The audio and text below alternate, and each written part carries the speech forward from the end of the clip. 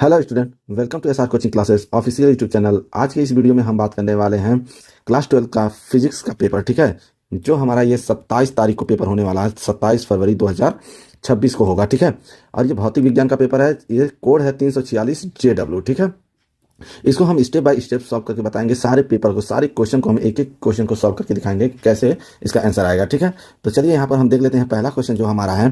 ठीक है, यहाँ पर देखिए, अगर कह रहा है खंड अ, ठीक, खंड अ में कह रहा है वैद्युत फ्लक्स का मात्रक होता है। ठीक है, तो वैद्युत फ्लक्स अगर हम देखें तो यानी फाई ई बराबर क्या होता है हमारा, ई डॉट ए, यही तो होता है। यानी तो यहाँ पर अगर हम देखें तो देखिए ई वैद्युत क्षेत्र और यहाँ क्या है, ए जो हमारा क्षेत्रफल है। तो इसका अगर हम देखा जाए क्या होगा, V अपॉन एम, और क्षेत्रफल, क्षेत्रफल क्या कहता है, एम स्क्वायर। तो ये और कट जाएगा, तो V और यहाँ कितना हो जाएगा, एम। तो यहाँ पर देखिए वोल्ट मीटर आएगा। तो वोल्ट मीटर अगर हम देखें तो यहाँ पर कौन सा ऑप्शन हो जाएगा हमारा, पहला। ठीक है, तो इसका पहला ऑप्शन तो होगा नहीं, दूसरा ऑप्शन भी नहीं होगा, तीसरा नहीं, चौथा, चौथा ऑप्शन इसका क्या होगा, सही होगा। ठीक है, अगर नेक्स्ट क्वेश्चन हम देखते हैं, यानी ख नंबर क्वेश्चन देखते हैं, विशिष्ट चालकता का मात्रक है। तो विशिष्ट चालकता को क्या कहते हैं, विशिष्ट मतलब इनवर्स जो होता है वो क्या होता है, 1 विशिष्ट प्रतिरोध क्या होता है। देखिए अगर हम यहाँ पर देखें विशिष्ट, ठीक है, चालकता, विशिष्ट चालकता जो होता है 1 होता है, क्या होता है, विशिष्ट प्रतिरोध होता है। ठीक है, क्या होता है, विशिष्ट प्रतिरोध। ठीक है, अब विशिष्ट प्रतिरोध का जो मात्रक होता है 1 क्या होता है, ओम मीटर होता है। ठीक है, ओम और मीटर होता है। तो देखिए ये अगर ऊपर इसको ले जाएंगे तो क्या हो जाएगा हमारा, ओम इनवर्स, और क्या हो जाएगा, मीटर इनवर्स हो जाएगा, यही हो जाएगा। तो इससे हमारा ऑप्शन कौन सा हो जाएगा, हमारा थर्ड नंबर ऑप्शन सही हो जाएगा। ठीक है, इसी तरह अगर हम देखते हैं नेक्स्ट क्वेश्चन,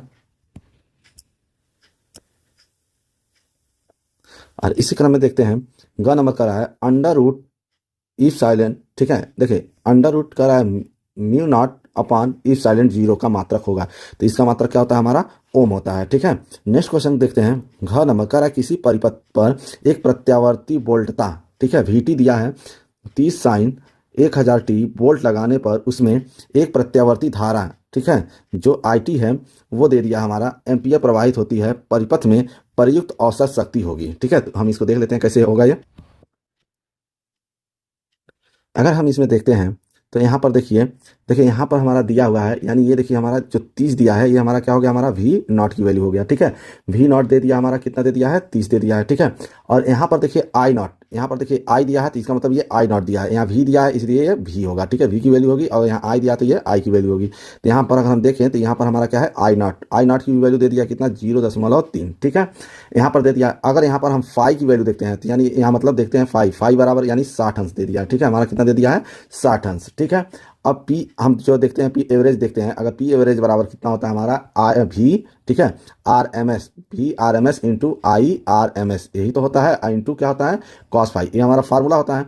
V RMS क्या होता है, यानी V not upon under root 2 होता है, और IRMS हमारा क्या होता है, I not upon under root 2 होता है, यही होता है इंटू कॉस फाई। ठीक है, अगर हम यहाँ पर देखते हैं तो V देखिए, तो यहाँ पर अगर हम देखें V नॉट की वैल्यू दिया है 30।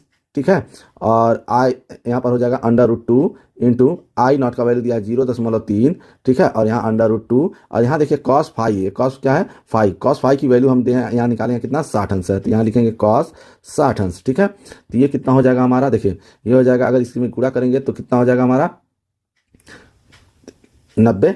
ठीक है, और ठीक है, और देखिए यहाँ दशमलव है तो एक यहाँ पर क्या लगा देंगे, पॉइंट लगा देंगे, और डिवाइड बाई अंडर रूट 2 का अंडर रूट 2 में गुणा करेंगे तो ये हो जाएगा 2। और यहाँ पर अगर हम देखें कॉस 60 है, कॉस 60 अंश की वैल्यू कितनी होती है, 1/2। तो ठीक है, ये हो जाएगा नीचे 4, और ऊपर कितना हो जाएगा 9। तो इसको अगर हम डिवाइड करेंगे तो कितना हो जाएगा, 4 दूनी 8 .2.5, यही होगा, ये हो जाएगा हमारा वाट। ठीक है, तो हमारा ऑप्शन कौन सा हो जाएगा, पहला ऑप्शन यहाँ पर हमारा सही हो जाएगा। ठीक है, नेक्स्ट क्वेश्चन देखते हैं। नेक्स्ट क्वेश्चन अगर हम देखते हैं तो यहाँ पर देखिए हड़ा नंबर का रहा है, एक अकेले झिर्री के विवर्तन में जिसकी चौड़ाई E है तथा प्रकाश की तरंग दैर्ध्य लेमडा है, ठीक है, मुख्य उच्चिष्ट तथा प्रथम निष्ठ के बीच कोणीय दूरी थीटा होगी। ठीक है, तो थीटा का मान हमें निकालना है।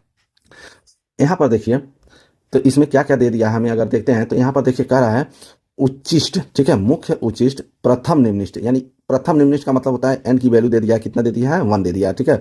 प्रथम निम्नलिखित की वैल्यू कितना दे दिया है 1 दे दिया है। थीटा की वैल्यू हमें निकालना है, तो यहाँ पर अगर हम देखते हैं तो फार्मूला हमारा क्या होता है, साइन थीटा बराबर होता है क्या, यन लेमडा अपॉन कितना होता है ई होता है। तो यहाँ पर देखिए जो थीटा होता है वो बहुत स्मॉल होता है, ठीक है। तो इसलिए जो होगा यहाँ पर साइन थीटा होगा वो लगभग बराबर हो जाएगा किसके, थीटा के बराबर हो जाएगा, ठीक है। अगर ये थीटा के बराबर हो जाता है तो यहाँ थीटा बराबर तब कितना हो जाएगा हमारा एन लेमडा अपॉन ई। और यहाँ पर देखिए एन यानी प्रथम की बात कहा था तो इसका मतलब एन, एन की वैल्यू कितना दे दिया है 1 दे दिया, तो 1 इंटू लेमडा अपॉन ई। तो थीटा की वैल्यू होगी यानी थीटा बराबर कितना हो जाएगा लेमडा अपॉन ई, ठीक है। तो यहाँ पर हमारा ऑप्शन कौन सा हो जाएगा, पहला ऑप्शन यहाँ पर सही हो जाएगा, ठीक है।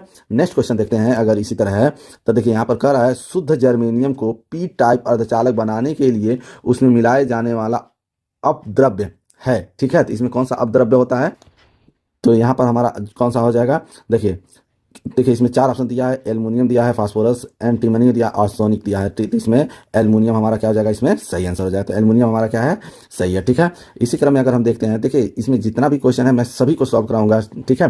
तो इसे आप पूरा वीडियो देखिएगा, ठीक है, कैसे इसको सॉल्व करना है।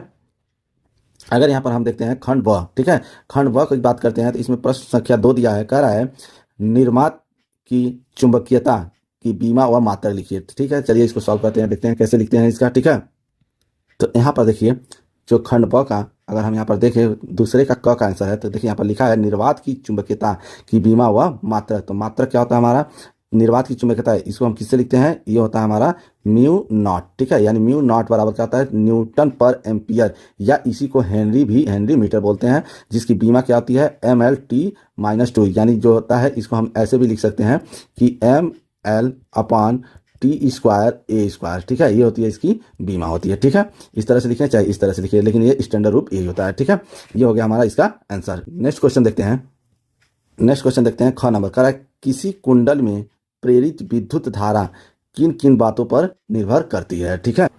तो अगर उस क्वेश्चन का आंसर हम यहाँ देखते हैं तो यहाँ पर देखिए किसी कुंडल में प्रेरित विद्युत धारा निम्न बातों पर निर्भर करती है, किस पर देखिए पहला जो दिया है वो है कुंडल में फेरों की संख्या पर, ठीक है। दूसरा है चुंबकीय फ्लक्स के परिवर्तन की दर पर, और तीसरा जो है कुंडल का प्रतिरोध पर, ठीक है। ये 3 है जिस पर क्या होता है हमारा जो कुंडल प्रेरित विद्युत धारा की बातों पर क्या करता है, निर्भर करता है, ठीक है। अब नेक्स्ट क्वेश्चन देखते हैं।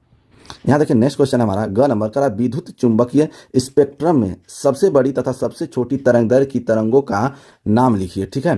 तो देख लेते हैं इसका आंसर क्या होगा।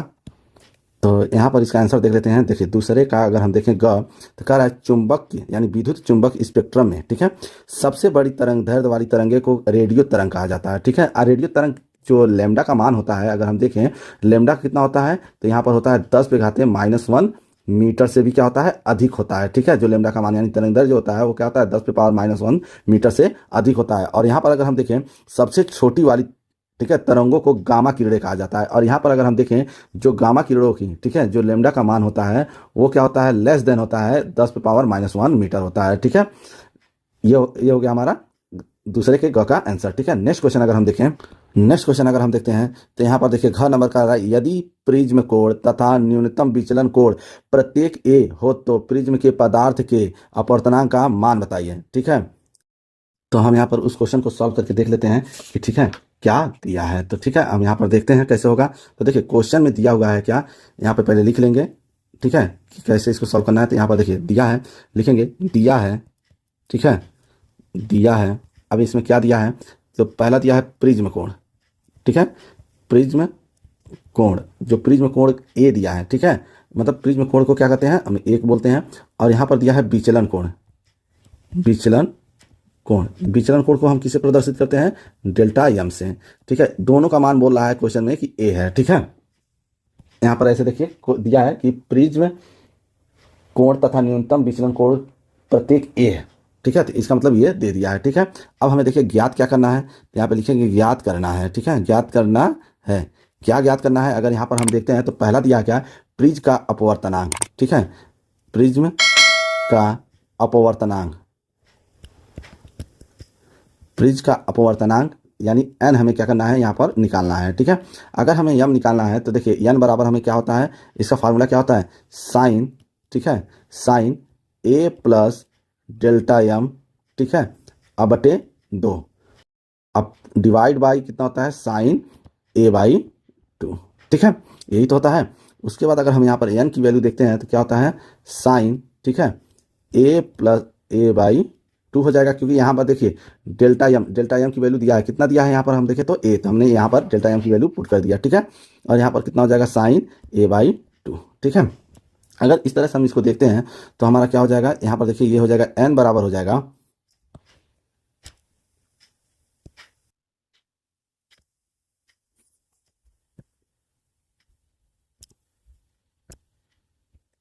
तो हमें क्या निकालना है अब एन, ठीक है। अगर एन बराबर हम देखते हैं तो देखिए एन बराबर हमारा क्या हो जाएगा, यहाँ हो जाएगा साइन, यहाँ पर देखिए ए और ए कितना हो जाएगा 2a/2, ठीक है, अब बाई कितना हो जाएगा साइन a/2 हो जाएगा, ठीक है, इससे ये कट जाएगा। तो यहाँ पर अगर हम देखें तो कितना होगा हमारा एन बराबर हो जाएगा, ठीक है, साइन a/sin a/2 हो जाएगा, ठीक है। और यहाँ हम देखिए फार्मूला जानते हैं साइन 2 थीटा का, ठीक है, साइन 2 थीटा बराबर कितना होता है हमारा 2 sine theta into cos theta होता है, ठीक है। लेकिन अगर ये कोण आधा कर दें यहाँ पर तो साइन थीटा, ठीक है, क्या होता है 2 साइन थीटा बाई 2 होता है, तो यहाँ भी कॉस थीटा बाई कितना हो जाएगा 2 हो जाएगा, ये हमारा फार्मूला होता है। तो हम यहाँ पर साइन ए, क्योंकि यहाँ पर हमारा ए दिया है तो हम यहाँ एक रखेंगे और ये वाला फार्मूला यूज करेंगे, तो ठीक है। तो एन बराबर कितना हो जाएगा साइन ए, यहाँ पर अगर थीटा है तो थीटा रहेगा, ए रहेगा तो ए, तो साइन ए की वैल्यू अगर हम रखते हैं तो कितना हो जाएगा 2 साइन, ठीक है, a/2 इंटू कॉस a/2 और डिवाइड बाई कितना है साइन a/2, ठीक है, यहाँ से ए और ये कट जाएगा तो एन बराबर कितना हो जाएगा हमारा 2 कॉस a/2, ठीक है। अगर हम यहाँ पर देखते हैं तो हमें यही क्या करना था निकालना था, ठीक है, ये हमारा क्या हो गया आंसर हो गया, ठीक है। अगर नेक्स्ट क्वेश्चन देखते हैं इसके बाद, देखिए नेक्स्ट क्वेश्चन का 18 नंबर का रहा है हाइड्रोजन स्पेक्ट्रम की बामर श्रेणी की तृतीय रेखा की तरंग दैर्ध्य रिडबर्ग नियतांक आर के पदों में लिखिए, ठीक है। तो चलिए इसको भी देख लेते हैं कैसे इसको सॉल्व करना है, ठीक है। अगर हम यहाँ पर देखते हैं तो क्या लिखेंगे, यहाँ पे लिखेंगे हाइड्रोजन स्पेक्ट्रम में, ठीक है, हाइड्रोजन स्पेक्ट्रम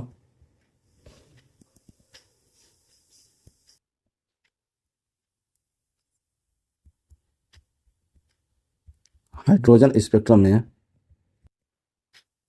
बामर श्रेणी की तृतीय रेखा की तरंग दैर्ध्य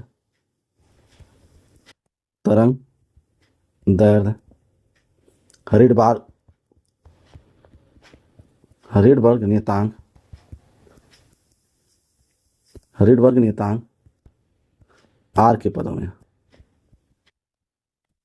ठीक है। तो यहाँ पर देखिए जो फार्मूला होता है वो हमारा क्या होता है 1/λ, ठीक है, बराबर क्या होता है आर, ठीक है, 1/, ठीक है,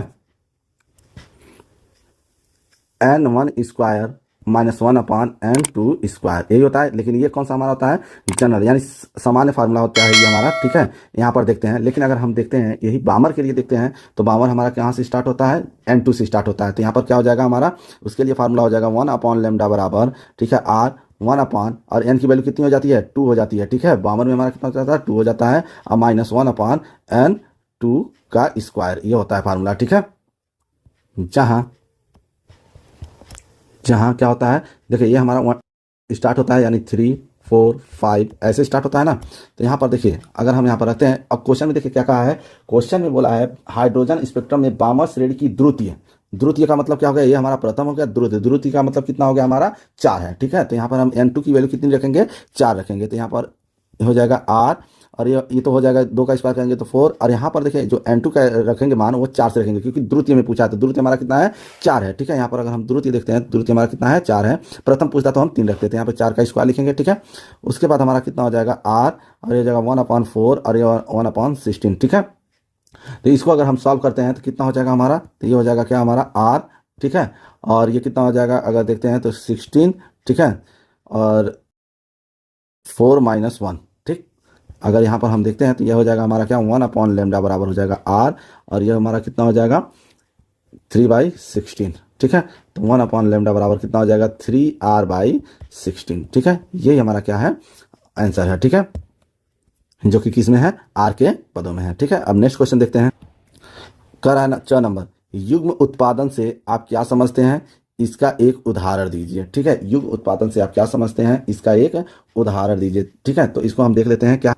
यहाँ पर अगर हम देखते हैं देखिए दूसरे का अगर घ देखते हैं तो कह रहा है युग्म उत्पादन, तो कह रहा है युग्म उत्पादन आवेश रहित फोटान से, ठीक है, होने वाली प्रक्रिया है। ठीक है, यहाँ पर अगर देखिए युग्म उत्पादन आवेश रहित फोटान से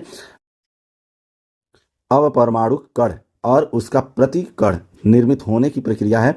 इस प्रक्रिया में ऊर्जा का संरक्षण आवश्यक है, जिसका अर्थ है कि आपतित फोटान और ऊर्जा निर्मित होने वाले दोनों कणों की कुल ऊर्जा, ठीक है, ऊर्जा से अधिक होनी चाहिए। ठीक है, यहाँ पर लिखा है। अगर इसका उदाहरण देखते हैं तो कह रहा है इलेक्ट्रॉन एवं पॉजिट्रॉन का निर्माण। ठीक है, तो यहाँ पर यह है। ठीक है, इसको आसान शब्दों में अगर समझे तो इसको हम ऐसे कर सकते हैं, युग उत्पादन एक ऐसी भौतिक घटना है जिसमें एक प्रोटॉन अपनी ऊर्जा से एक कण और एक उसके प्रति कण, ठीक है, कि युग्म को उत्पन्न करता है, जैसे एक इलेक्ट्रॉन और एक पॉजिट्रॉन, इसका एग्जाम्पल है। ठीक है, नेक्स्ट क्वेश्चन देखते हैं।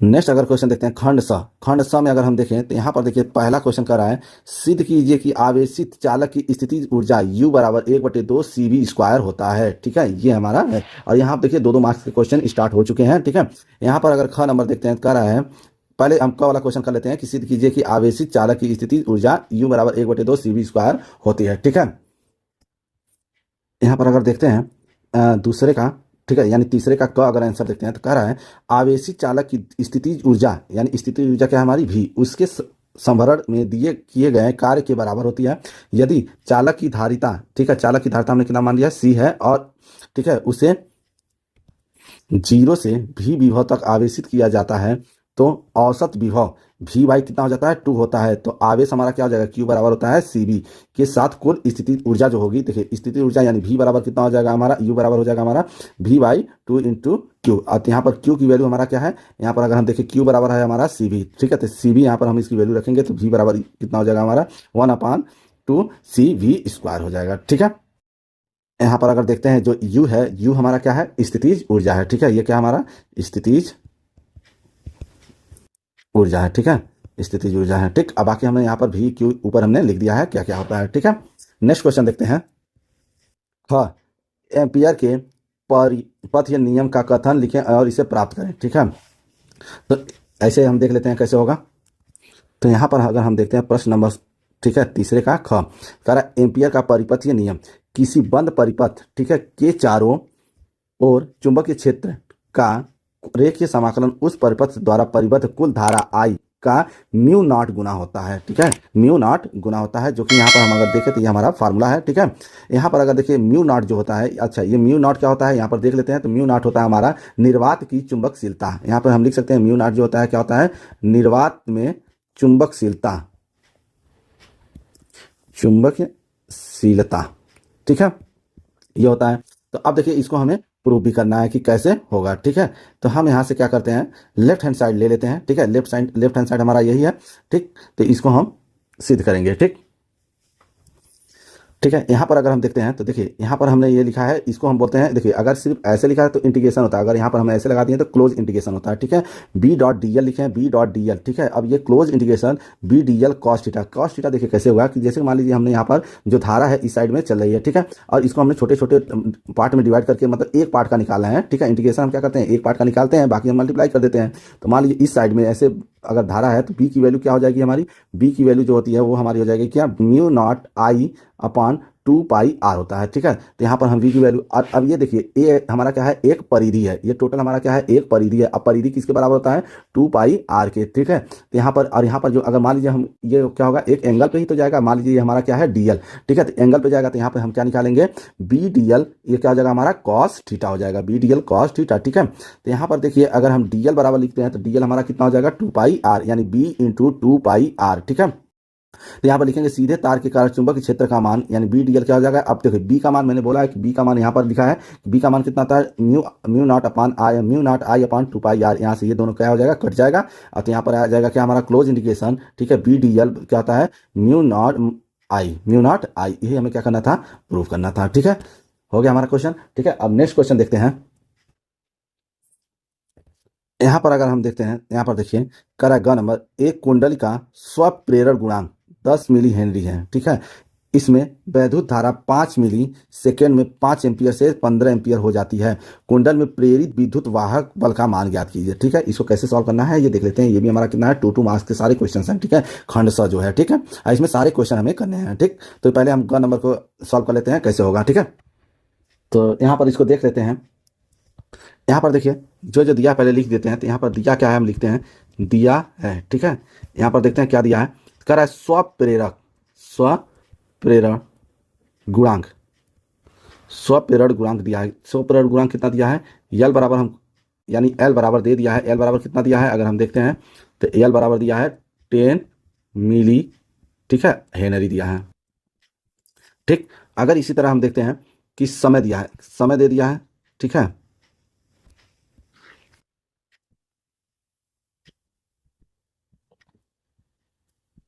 ठीक है, यहाँ पर देखते हैं समय, समय यानी टी दिया है। टी हम देखें कितना दिया है, 5 मिली सेकेंड दिया है। ठीक है, 5 मिली सेकेंड। ठीक, अगर यहाँ पर देखें धारा भी दिया है, हमारा धारा कितना दिया है, तो धारा दिया है आई। ठीक है, I1 दे दिया कितना, 5 एम्पियर दिया है। ठीक है, और यहीं पर देखते हैं I2 भी दे दिया, हमारा कितना दिया है, 15 एम्पियर दिया है। ठीक है, 15 एम्पियर दिया है। ठीक, तो हमारा डेल्टा आई कितना हो जाएगा, तो डेल्टा आई हो जाएगा हमारा I2 माइनस I1। ठीक है, तो इसका मतलब कितना हो जाएगा, ये 10 एम्पियर हो जाएगा। 15 में से 5 जाएगा तो कितना हो जाएगा, 10 एम्पियर हो जाएगा। ठीक है, तो हमें ज्ञात क्या करना है, देखिए ज्ञात हमें करना है क्या, प्रेरित विद्युत वाहक बल। ठीक है, प्रेरित, यहाँ पर हम लिख लेते हैं ज्ञात करना है। ठीक है, ज्ञात करना है, क्या ज्ञात करना है, तो यहाँ पर हम देखते हैं। ठीक है, प्रेरित, प्रेरित विद्युत वाहक बल, विद्युत, ठीक है, वाहक, वाहक बल, इसको हम किससे लिखते हैं, ई से लिखते हैं। ठीक है, और हमें यही निकालना है। ठीक है, तो यहाँ पर ये निकालना है हमें। तो देखिए ई बराबर जो होता है वो हमारा क्या होता है, यल इंटू डेल्टा आई अपॉन, ठीक है, क्या होता है, डेल्टा टी, यही तो होता है। तो यहाँ पर देखते हैं तो हमारा देखिए एल, एल का मान कितना दिया है, एल 10 मिली हेनरी दिया है, और यहाँ पर डेल्टा आई 10 दिया है। ठीक है, यहाँ पर कितना हो जाएगा हमारा 10, और डेल्टा टी की भी वैल्यू दिया है कितना, 5 दिया है। ठीक है, तो ये हमारा कितना हो जाएगा, अगर हम देखते हैं तो 5 दूनी 10 यानी हो जाएगा कितना, 20। ठीक है, तो यहाँ पर हमारा जो ई की वैल्यू हो गई वो कितना हो गई, 20 वोल्ट। ठीक है, ये हमारा क्या है, आंसर है। ठीक है, नेक्स्ट क्वेश्चन देखते हैं। नेक्स्ट क्वेश्चन अगर देखते हैं तो करा घ, यदि अर्धचालक डायोड का अग्रदिशिक अभिनिगमित, यहाँ दिया अभिनत प्रतिरोध 50 ओम हो तो संलग्न परिपथ में सेल प्रवाहित धारा का मान ज्ञात कीजिए। ठीक है, तो यहाँ हमारा ये डायोड का है। ठीक है, तो डायोड वाला यहाँ पर क्वेश्चन जो है इसको हम सॉल्व कर लेते हैं, कैसे इसको सॉल्व करना है। ठीक है, देख लेते हैं।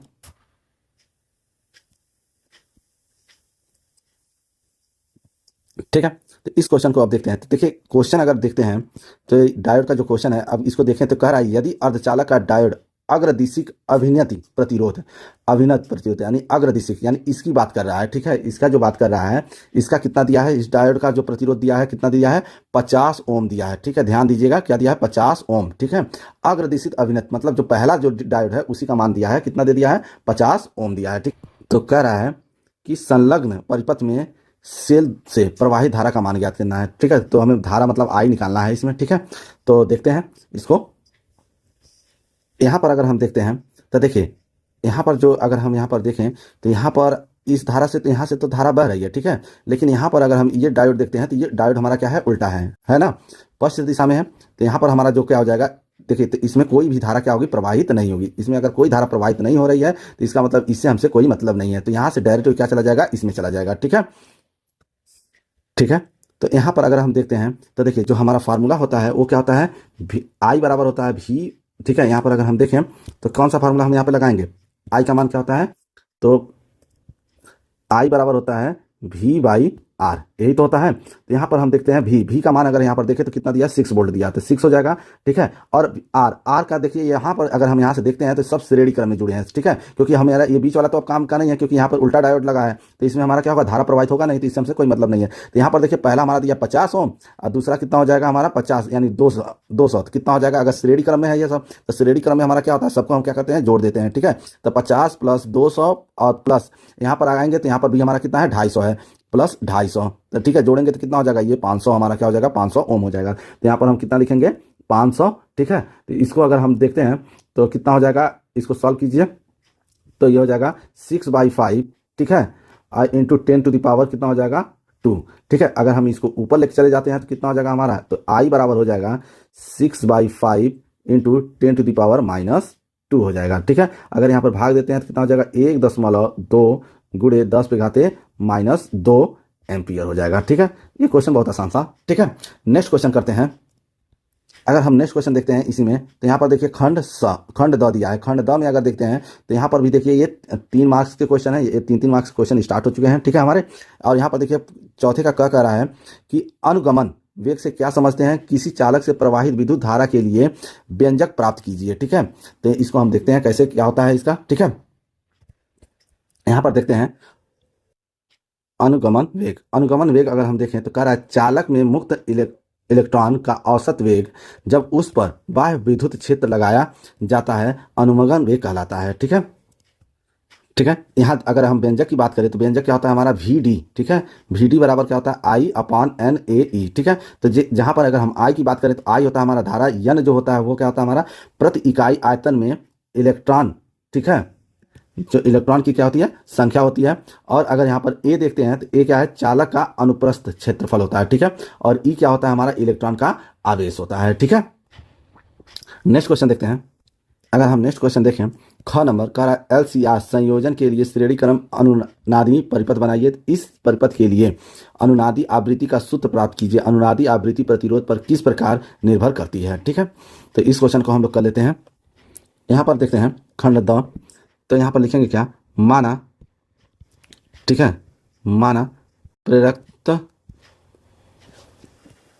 यहाँ पर देखिए अगर हम खंड द का चौथा का ख अगर देखते हैं तो यहाँ पर देखिए क्या होगा, मैंने मान लिया माना प्रेरकत्व L की कुंडली C धारिता का एक संधारित्र, ठीक है, तथा प्रतिरोध R श्रेणी क्रम में जुड़े हुए हैं जिनके मध्य एक प्रत्यावर्ती स्रोत लगा हुआ है, ठीक है। अनुनादी आवृत्ति के लिए प्रेरकीय प्रतिघात और धारितीय बराबर होता है। तो यहाँ पर देखिए ये दोनों क्या होते हैं, हमेशा दोनों बराबर होते हैं। तो आप यहाँ पर हम इसको कैसे सॉल्व करेंगे ये भी देख लेते हैं।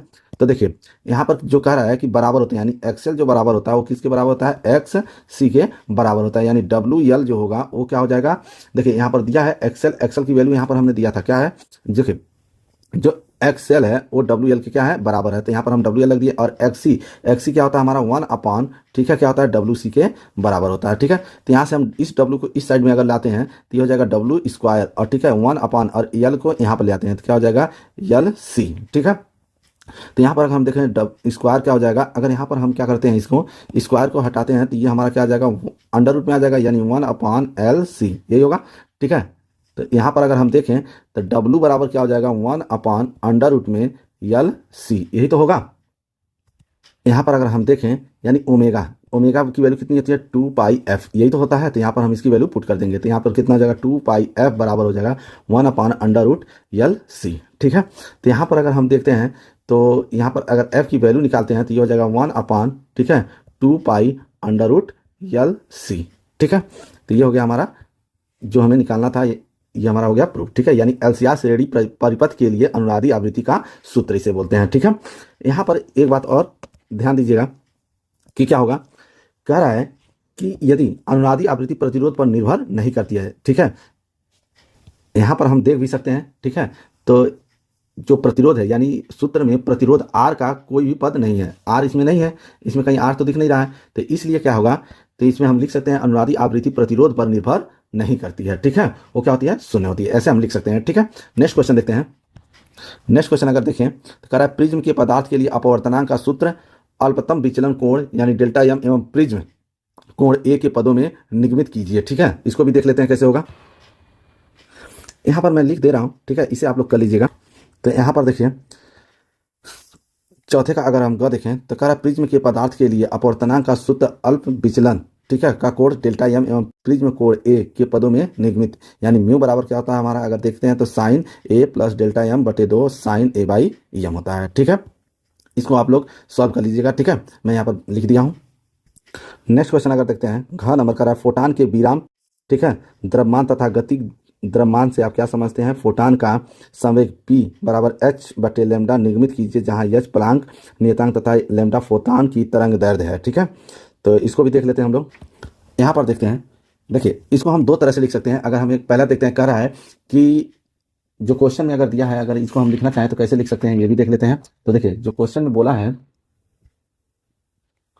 फोटान के पदार्थ के लिए अपवर्तनांक का सूत्र अल्पतम विचलन कोण थीटा, ठीक है। और जो घ नंबर फोटान के विराम द्रव्यमान तथा गतिक द्रव्यमान से आप क्या समझते हैं, तो पहले इसका डिफिनेशन लिख लेते हैं। तो देखिए इसमें हम कैसे लिख सकते हैं, यहाँ पर लिखा है फोटान ऊर्जा के छोटे छोटे पैकेटों के रूप में चलता है या पैकेट है, ठीक है। इनका विराम द्रव्यमान शून्य यानी m जीरो क्या होता है, जीरो होता है, तथा है क्योंकि यह कभी स्थिर नहीं रहते हैं, तथा गति द्रव्यमान क्या होता है, यम बराबर होता है एच बी अपॉन सी स्क्वायर होता है ऊर्जा के कारण, ठीक है, होता है यह, ठीक। या इसको आप इस तरह से भी लिख सकते हैं, फोटान का विराम द्रव्यमान तथा गति, ठीक है, या गतिज द्रव्यमान। फोटान का विराम द्रव्यमान शून्य होता है परंतु इसका गतिक द्रव्यमान शून्य नहीं होता है। फोटान प्रकाश की चाल से गति करते हैं तथा गति अवस्था में फोटान की ऊर्जा के कारण उसमें जो द्रव्यमान होता है वह फोटान के गति द्रव्यमान कहलाता है, ठीक है, ये भी है। देखिए एक डिफिनेशन हमने यहाँ पे लिख दिया है, एक डिफिनेशन एक बार और हम रिपीट कर देते हैं, ठीक है, उसको भी आप लोग देख लीजिए। इसको आप इस तरह से लिख सकते हैं, फोटान का विराम द्रव्यमान शून्य होता है परंतु इसका गतिक द्रव्यमान शून्य नहीं होता है। फोटान प्रकाश की चाल से गति करते हैं तथा गतिज अवस्था में फोटान की ऊर्जा के कारण उसमें जो द्रव्यमान होता है वह फोटान की गति द्रव्यमान कहलाता है, ठीक है। अब यहाँ पर देखिए, यहाँ फोटान की ऊर्जा ई जो होता है एच बी होता है, ठीक है। तो यहाँ पर अगर हम देखते हैं तो इसको हम क्या लिख सकते हैं, तो यहाँ पर ठीक है ई और एच हमारा ऐसे है, भी की जगह हमने क्या कर दिया, सी बटे लेमडा लिख दिया, ठीक है। यहाँ संवेग हमारा क्या होता है, पी बराबर होता है ई बाई सी होता है, ठीक है। तो यहाँ पर देखिए यानी पी, ठीक है, तो यहाँ पर हो गया हमारा एच, यहाँ पर ई का मान हमारा क्या था, ई का मान था एच सी अपॉन लेमडा, तो यहाँ पर हमने रख दिया क्या, एच सी, ठीक है, अपॉन लेमडा। अब बटे यहाँ पर सी पहले से था तो ये सी पहले से है, ठीक है। तो यहाँ से हमारा क्या सी कट जाएगा तो हमारा क्या बचेगा, एच बाई पी, तो ये हो गया हमारा, ठीक है, पी बराबर एच अपॉन लेमडा, ठीक है। और यहाँ पर हम देख सकते हैं क्या, आइंस्टीन के ऊर्जा द्रव्यमान संबंध में अगर ई बराबर क्या होता है हमारा, एम सी स्क्वायर तो होता ही है, ठीक है। तो यहाँ पर हमने इसका यूज किया है, ठीक। नेक्स्ट क्वेश्चन देखते हैं, ठीक है। यहाँ पर 18 नंबर अगर क्वेश्चन का देखते हैं, तो एक विद्युत चुंबकीय तरंग का दोलित वैद्युत क्षेत्र, ठीक है, ई बाई 30 साइन, ठीक है, और 2x या 10⁻11 t प्लस 300 पाई एक्स दिया है, ठीक है, वोल्ट पर मीटर से दिया जाता है। पहला देखिए दिया है विद्युत चुंबकीय तरंग की तरंगदैर्ध्य का मान ज्ञात कीजिए, और दूसरा कह रहा है दोलित चुंबकीय क्षेत्र के लिए व्यंजक प्राप्त कीजिए, ठीक है, यही तो दिया है, ठीक है। इसको कैसे सॉल्व करना है ये क्वेश्चन हम देख लेते हैं। इस क्वेश्चन में अगर हम देखते हैं तो क्या क्या दिया है, 5वें के अड़ में दिया है, ठीक है। देखिए क्या दिया है, लिख लेते हैं, दोलित, ठीक है, दोलित विद्युत क्षेत्र, विद्युत क्षेत्र दिया है, ठीक है, विद्युत क्षेत्र दिया है, कितना दिया है, तो यहाँ पर हम देखें तो ये दिया है ई वाई बराबर 30 साइन 2 इंटू 10⁻11 टी प्लस 300 पाई एक्स, ठीक है। और ये कितना है, वोल्ट पर मीटर में दिया है, ठीक है। हम इसको क्या लिख सकते हैं, यह तरंग का सामान्य रूप होता है, ठीक है। यहाँ हम लिख सकते हैं क्या, यह तरंग का सामान्य रूप होता है, सामान्य रूप होता है, ठीक है। तो यहाँ पर हम क्या लिखेंगे, इसको ई बराबर, इसको लिख सकते हैं ई नॉट, ठीक है, और साइन ओमेगा टी प्लस के एक्स, इसको इस तरह से लिख सकते हैं। अब यहाँ पर हम देख लेते हैं क्या क्या है यहाँ पर, तो लिखेंगे जहाँ, ठीक है, जहाँ हमारा डब्ल्यू बराबर क्या है, तो यहाँ पर हम लिखेंगे डब्ल्यू बराबर है 2 इंटू 10⁻11, ठीक है। इसको क्या बोलते हैं, कोणीय आवृत्ति, क्या बोलते हैं, कोणीय आवृत्ति, ठीक है। और इसी तरह अगर हम देखते हैं के, यहाँ पर देखिए के भी तो है, तो इस के को हम क्या बोलेंगे, तो के होता है 300 दिया, 300 पाई, ठीक है, इसको बोलते हैं तरंग संख्या, इसको क्या बोलेंगे, तरंग संख्या बोलते हैं, ठीक है। तो अब देखिए इसमें हमें जो निकालना है, अगर हम देखते हैं तो पहला क्वेश्चन अगर हम देखते हैं, कह रहा है विद्युत चुंबकीय, ठीक, विद्युत चुंबकीय तरंग की आवृत्ति, ठीक है, तरंग की आवृत्ति, ठीक है। तो यही ज्ञात करना है। तो देखिए विद्युत चुंबक, तो हम ये जानते हैं क्या आता है, डब्ल्यू बराबर क्या आता है 2 पाई एफ, यानी ओमेगा बराबर क्या होता है हमारा, ठीक है। तो यहाँ से अगर एफ की वैल्यू निकालते हैं तो क्या हो जाएगा, ओमेगा अपॉन 2 पाई होता है, ठीक है, ठीक। उसके बाद अगर हम देखते हैं तो यहाँ पर हम एफ, ठीक है, एफ होता है 2 इंटू, और यहाँ पर वैल्यू जो दिया था ओमेगा ऊपर दिया है, यहाँ पर देखिए मैं उसको लिखता हूँ, ठीक है। तो यहाँ पर कितना हो जाएगा 10⁻11 और 2, ठीक है। उसके बाद यहाँ पर क्या हो जाएगा हमारा, यहाँ पर 2 पाई, ठीक है। तो 2 से तो 2 कट जाएगा, एफ बराबर कितना हो जाएगा हमारा, तो ये हो जाएगा, अगर हम पाई की वैल्यू रखते हैं, मान लीजिए पाई की वैल्यू हम रख दिया कितना 10⁻11 और ये रख दिया 3.14, ठीक है। 3.14 रखते हैं तो ये हम भाग देंगे तो लगभग में आएगा, कितना आएगा 3.18 गुणे 10 पे घाते 10, ये हो जाएगा हर्ट्ज, ठीक है, हमारा हो जाएगा। ठीक, तो ये हो गया हमारा पहला आंसर, ठीक है। उसके बाद अगर हम देखते हैं नेक्स्ट क्वेश्चन, इसी में 2 क्वेश्चन थे, ठीक है। तो दूसरा वाला अगर हम देखते हैं तो क्या दिया है, दूसरा वाला क्वेश्चन जो है उसमें देखते दौलत चुंबकीय क्षेत्र, ठीक है, क्या कर रहा है दोलित, ठीक है, दोलित चुंबकीय क्षेत्र का व्यंजक, ठीक है, व्यंजक। तो इसमें देखिए कैसे निकालना है इसको, तो इतना हम जानते हैं कि जो दोलित चुंबकीय क्षेत्र का होता है फार्मूला, तो वो क्या होता है हमारा, अगर हम ये देखें तो क्या होता है, बी नॉट इक्वल टू कितना होता है, बी नॉट इक्वल टू होता है ई नॉट अपॉन कितना होता है, सी होता है, यही तो होता है। अगर यहाँ पर ऐसे होता है तो यहाँ पर हम देख लेते हैं पहले सी की वैल्यू कितनी होती है, ठीक है। तो यहाँ पर देखिए B not equal to E not हमारा ऊपर दिया हुआ था, कितना दिया था, अगर हम यहाँ पर देखें तो ई नॉट की वैल्यू हमारा दिया हुआ था, ठीक है। देखिए ई नॉट, यहाँ पर ई नॉट हमारा कितना है 30 दिया हुआ है, ठीक है। ई नॉट की अगर मैं इससे तुलना कर दूं, इसका इससे तुलना करूं तो कितना होगा, ई नॉट की वैल्यू हमारा है 30, तो यहाँ पर लिखेंगे ये हो जाएगा 30 अपॉन, और यहाँ पर सी की वैल्यू जो होती है वो कितनी होती है 3 गुणे 10⁸ मीटर पर सेकेंड। तो मैं यहाँ पर लिख देता हूँ जो सी की वैल्यू होती है वो क्या क्या होता है हमारा 3 गुणे 10⁸ मीटर पर सेकेंड, यही तो होता है, ठीक है। उसके बाद अगर हम देखते हैं तो पी नॉट, ठीक है, यानी कितना होता है 10 पर पावर कितना होता है -7, ठीक है। और इसको क्या लिखते हैं, टेस्ला लिखते हैं, क्या होता है ये हमारा टेस्ला, ठीक है, ठीक है। उसके बाद कह रहा है कि देखिए यहां पर हो गया ये,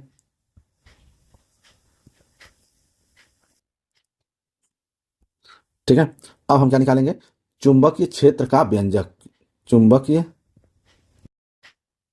चुंबकीय क्षेत्र का व्यंजक, ठीक है, चुंबकीय क्षेत्र का व्यंजक। तो ये कैसे निकालेंगे, तो यहाँ पर देखिए बी जेड, ठीक है, बी जेड बराबर होता है बी नॉट साइन 2 इंटू, ठीक है, और ये 10 टू द पावर कितना होता है 11 टी प्लस 300 पाई एक्स होता है, ठीक है। तो यहाँ पर बी जेड जो हो जाएगा वो हमारा कितना हो जाएगा, अगर देखें बी जेड, ठीक है, तो ये होगा हमारा कितना, देखिए बी नॉट की वैल्यू निकालें 10 टू द पावर -7, और यहाँ पर साइन तो होगा ही साइन, ठीक है, 2 into 10 to the power 11 T plus 300, ठीक है, पाई एक्स, और इसको बोलते हैं टेस्ला, ठीक है। यहाँ पे क्या लिखेंगे टेस्ला, ठीक है। ये हमारा क्या हो गया, फाइनल आंसर हो गया, ठीक है ना।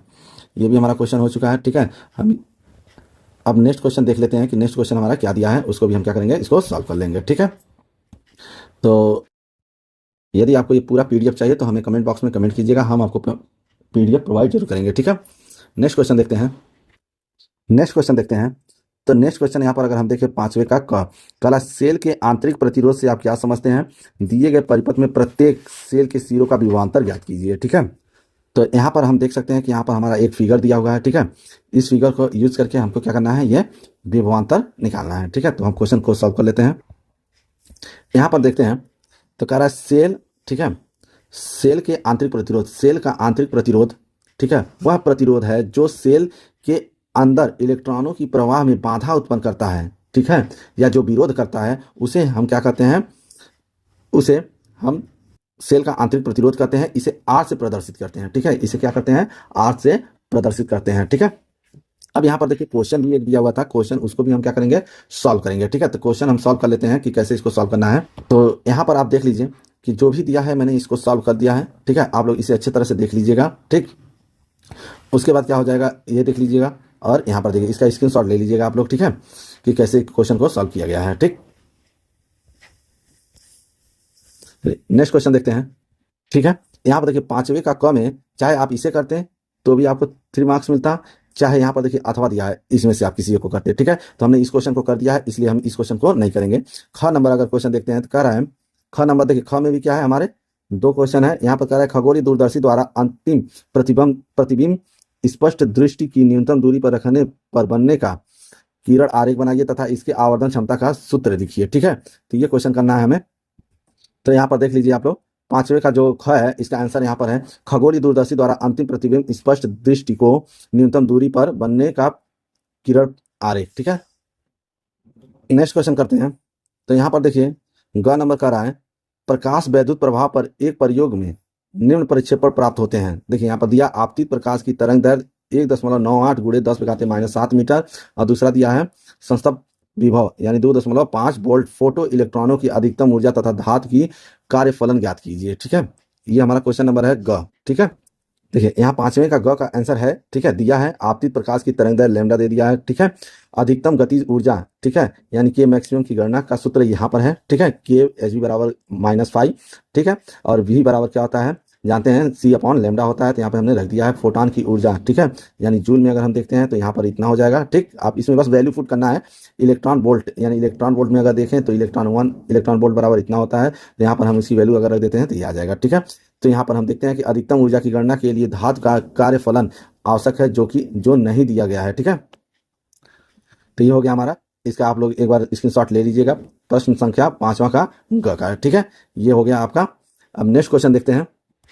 ठीक है, नेक्स्ट क्वेश्चन अगर देखते हैं, घ नंबर का हाइड्रोजन परमाणु के लिए बोहर की परिकल्पनाएं लिखिए एवं समझाइए। ठीक है, यहाँ पर देख लेते हैं इसका। तो यहाँ पर देखते हैं प्रश्न नंबर, ठीक है, पांचवे का घ कह रहा है हाइड्रोजन परमाणु के लिए बोहर की परिकल्पनाएं। ठीक है, यहाँ पर देख लेते हैं परिकल्पनाएं क्या क्या थी। तो हाइड्रोजन निश्चित कक्षा में घूमता है। ठीक है, पहले हम देख लेते हैं फिर उसके बाद हम समझा देंगे क्या होता है। तो पहले परिकल्पना क्या थी कि जो इलेक्ट्रॉन होते हैं वो क्या होते हैं, निश्चित कक्षा में घूमते हैं। दूसरा क्या था, ऊर्जा स्तर निश्चित होते हैं। और अगर हम तीसरे नंबर पर देखें तो ऊर्जा का उत्सर्जन क्वांटम में होता है। ठीक है, और चौथा अगर हम देखते हैं तो कोणीय संवेग, ठीक है, जो कोणीय संवेग यानी MVR होता है वो NH/2π के बराबर होता है। ठीक है, यही था, मैंने यहाँ पर लिखा है इसका कुछ, वो भी देख लेते हैं। करें किसी परमाणु में इलेक्ट्रॉन नाभिक के चारों ओर कुछ निश्चित त्रिज्या वाले वृत्ताकार कक्षाओं में ही चक्कर लगाते हैं, सभी कक्षाओं में नहीं। इन कक्षाओं की अस्थायी कक्षक कहा जाता है। ठीक है, ठीक है, अस्थायी कक्षक वे कक्षक होते हैं जिनका कोणीय संवेग का मान क्या होता है, NH/2π के बराबर होता है। यही बोले हैं कि कोणीय संवेग क्या होना चाहिए हमारा, यानी MVR। ठीक है,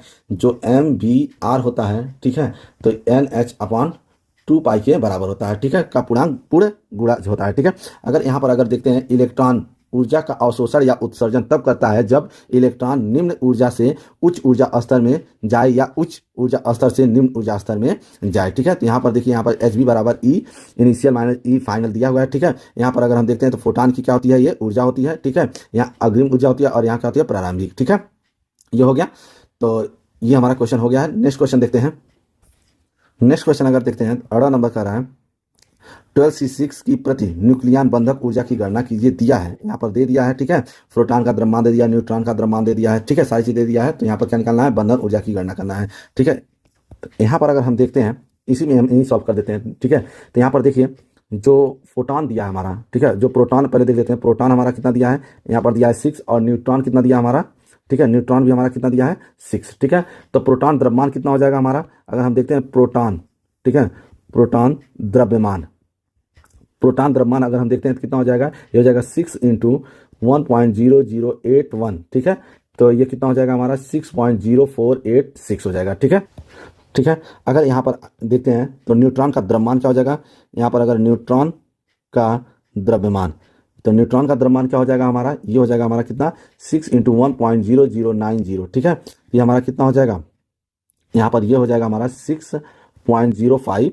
हो जाएगा। ठीक है, और अगर हम कुल अगर देखते हैं कि टोटल कितना हुआ, तो यहाँ पर टोटल हमारा हो जाएगा कितना हो जाएगा, अगर हम इसको और इन दोनों को ऐड कर देते हैं तो ऐड करेंगे तो कितना हो जाएगा हमारा 12.1026 होगा। ठीक है, तो इसमें हमें क्या पूछा है कि अगर हम देखते हैं कि बंधन ऊर्जा की गणना करना है। ठीक है, तो यहाँ से अगर हम देखते हैं तो डेल्टा एम निकालेंगे। ठीक है, डेल्टा एम कितना हो जाएगा हमारा, देखिए अभी जो निकालें यानी 12.1026 माइनस, ठीक है, और हमारा ये दिया है 12.0038 दिया हुआ है। तो ये हमारा कितना हो जाएगा, यहाँ पर डेल्टा एम की जो वैल्यू होगी वो हो जाएगी हमारी कितनी 0.0988। ठीक है, AMU। ठीक है, अभी देखिए हमें ये क्या जो निकला है, द्रव्यमान दोष निकला है, ठीक है। अभी हमें क्या चाहिए, यहाँ पर अगर हम देखते हैं तो देखिए अभी इसमें हमको ऊर्जा चाहिए। क्या चाहिए, ऊर्जा। ऊर्जा को भी तो निकालेंगे, तो ऊर्जा हमारा कितना हो जाएगा, यानी ई बराबर हो जाएगा हमारा 0.0988, ठीक है, इंटू 93। तो इसका हमें जो अगर मल्टीप्लाई करेंगे तो 92 क्या हो जाएगा, मेगा इलेक्ट्रॉन वोल्ट आ जाएगा, ठीक है। अब हमें प्रति न्यूक्लियन निकालना था, ठीक है, प्रति न्यूक्लियन। प्रति न्यूक्लियन अब निकालेंगे तो कितना हो जाएगा हमारा प्रति न्यूक्लियन, अगर हम देखते हैं तो हमारा यहाँ कितना आया है, 92 आया है ना। तो ये हो जाएगा 92 डिवाइड बाई कितना, ये आया था हमारा 12, यही तो दिया था। तो इसको अगर हम सॉल्व करते हैं तो कितना आ जाएगा, 7.6 मेगा इलेक्ट्रॉन वोल्ट, यही हमारा आंसर होगा, ठीक है। इसके बाद अगर हम देखते हैं तो देखिए यहाँ तक हमारा ड़ तक हो चुका है। अब खंड देखें, अगर खंड देखते हैं तो हमें कौन सा क्वेश्चन करना है, खंड य। खंड य में अगर पहला क्वेश्चन करते हैं छठवें का अगर देखिए इसमें दो क्वेश्चन करने हैं, ठीक है, या तो पहला कीजिए या तो दूसरा कीजिए, ठीक है। ठीक है, तो इसमें पहला जो क्वेश्चन करा है, गॉस का प्रमेय लिखिए इसकी सहायता से किसी अनंत विस्तार वाली, ठीक है, यहाँ पहले इसको हटा दें।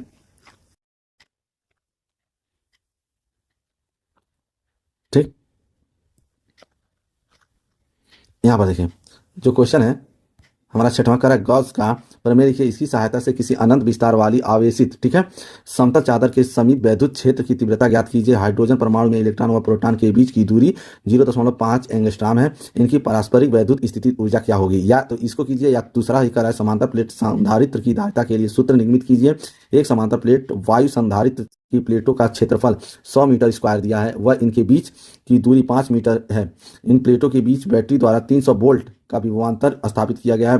बैटरी को हटाकर प्लेटों के बीच का स्थान एवोनाइट के यानी 2.6 से भर दिया जाता है।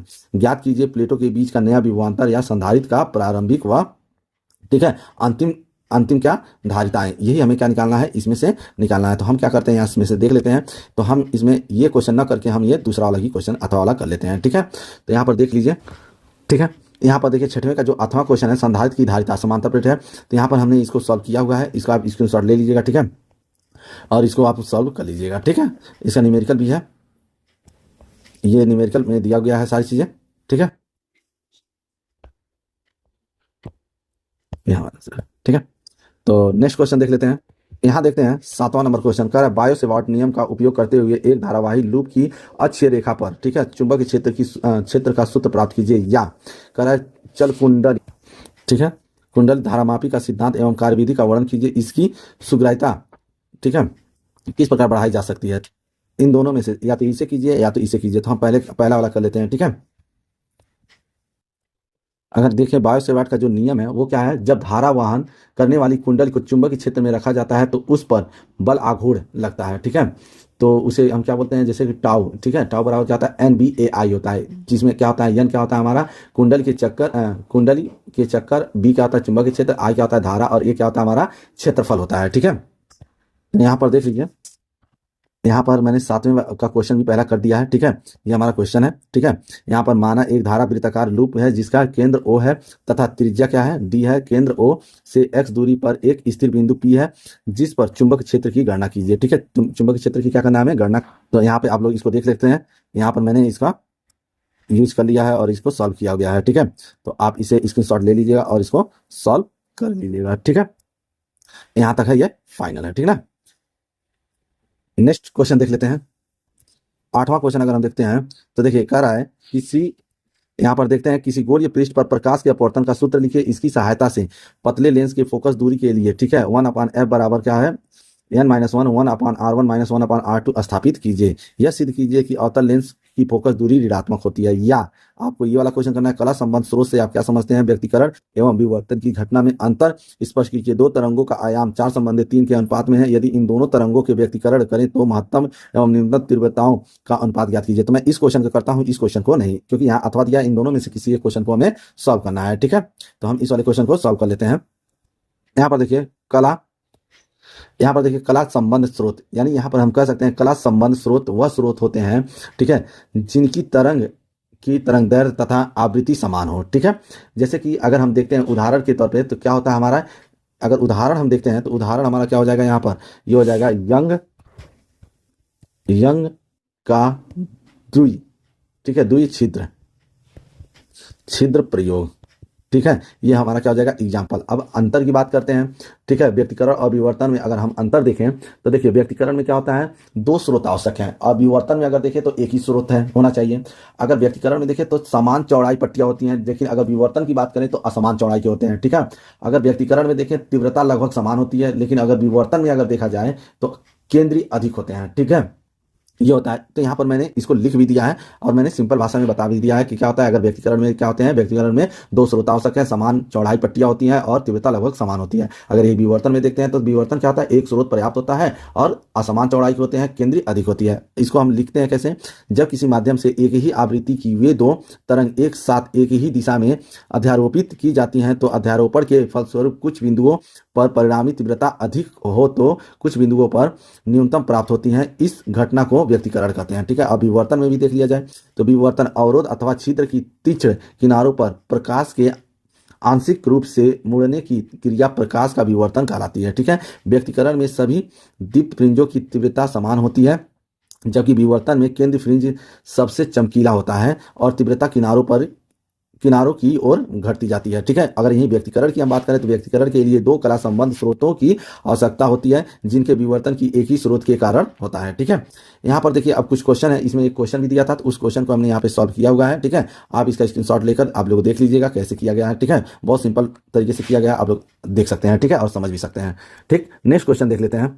नेक्स्ट क्वेश्चन है हमारा, अगर यहाँ पर देखते हैं तो कह रहा है ऊर्जा बैंड क्या होते हैं। ऊर्जा बैंड के आधार पर विद्युत के चालक, ठीक है, अर्धचालक में विभेद कीजिए। अथवा कह रहा है पीएन संधि डायोड का अग्र अभिनत करने पर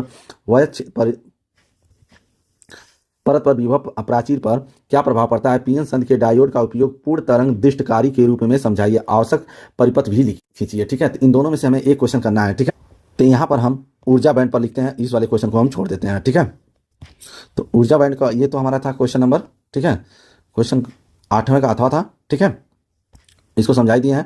अगर यहाँ पर हम देखते हैं तो यहाँ पर अगर हम पहले इसको हम समझा देते हैं क्या होता है, ठीक है। प्रश्न नंबर 9 का जो पहला है ऊर्जा बैंड, ठीक है। यहाँ पे ऊर्जा बैंड होता क्या है पहले ये जान लीजिए। तो परमाणु में इलेक्ट्रॉनों के ऊर्जा स्तर मिलकर ऊर्जा बैंड बनाते हैं। अगर हम सिंपल भाषा में समझे ऊर्जा बैंड क्या होता है तो हम क्या लिख सकते हैं, परमाणु में इलेक्ट्रॉनों के ऊर्जा स्तर मिलकर ऊर्जा बैंड बनाते हैं, ठीक है। अगर इसी में हम देखें चालक क्या होते हैं, ठीक है, तो चालक होता है हमारा संयोजक और चालन बैंड आपस में जुड़ते हैं, ठीक है, प्रतिरोध कम होता है। अगर उदाहरण हम इसका देखें तो हमारा उदाहरण क्या हो जाएगा, तांबा हो जाएगा, ठीक है। अगर इसी तरह अगर हम यहाँ पर देखते हैं, ठीक है, अचालक की अगर हम बात करें तो अचालक हमारा क्या होता है, तो अचालक में क्या होता है, ऊर्जा अंतर बहुत अधिक होता है, ठीक है, धारा नहीं बहती है। उदाहरण के लिए अगर हम देखें तो उदाहरण के लिए क्या होता है, हमारे कांच होते हैं, ठीक है। अगर इसी तरह हम यहाँ पर देख लेते हैं कि अर्धचालक क्या होते हैं, तो अर्धचालक हमारा क्या होता है, ऊर्जा अंतर कम है, ठीक है, और ऊर्जा अंतर कम होता है। उसके बाद अगर हम देखें तो धारा क्या होती है, सीमित होती है। अगर इसका उदाहरण हम देखते हैं तो इसका उदाहरण जो होता है वो क्या होता है, हमारा सिलिकॉन होता है। क्या होता है, सिलिकॉन होता है। देखिए इसका डिफिनेशन हमने बड़े में यहाँ पे लिख दिया है, ठीक है, एकदम विस्तार से लिख दिया है, आप लोग इसको देख लीजिएगा। मैं सिंपल भाषा में इसको समझा देता हूँ कि क्या होता है, ठीक है। उसके बाद अगर हम देखते हैं एग्जाम्पल के साथ सभी को हम समझाते हैं, ठीक। और यहाँ पर देखिए जो ये सिलिकॉन होता है, ठीक है, ये अर्धचालक का हमारा क्या होता है, उदाहरण होता है, ठीक है। तो यहाँ पर जो क्वेश्चन है प्रश्न संख्या 9, ठीक है, ऊर्जा बैंड हमने बताया ही है, इसको हमने क्या किया, विस्तार से बताया है। इसको आप समझ लीजिएगा कि परमाणुओं के बीच परस्पर क्रिया के कारण प्रत्येक ऊर्जा स्तरों कई उप स्वरों में विभाजित हो जाती है, जो एक साथ मिलकर एक बैंड बनाते हैं। ये बैंड ठोस पदार्थों में इलेक्ट्रॉनों की ऊर्जा के संभावित मानों के प्रतिनिधित्व करते हैं, ठीक है। इसी को हमने क्या लिखा है, देखिए इसी को अगर हम सिंपल भाषा में लिखना चाहें तो हम लिख सकते हैं कि परमाणु में इलेक्ट्रॉनों की ऊर्जा स्तर मिलकर ऊर्जा बैंड बनाते हैं, बस यही लिखना है, ठीक है। ठीक है, हमने यहाँ पर इस पूरे सॉल्व पेपर को, ठीक है, सॉल्व कर दिया है, जो हमारा मॉडल पेपर था, ठीक है। अगर ये वीडियो आपको पसंद आई हो तो वीडियो को लाइक कीजिएगा, चैनल को सब्सक्राइब कीजिएगा, ठीक है। अगर ये पीडीएफ आपको चाहिए तो हमें कमेंट बॉक्स में कमेंट कीजिएगा, हम आपको पीडीएफ जरूर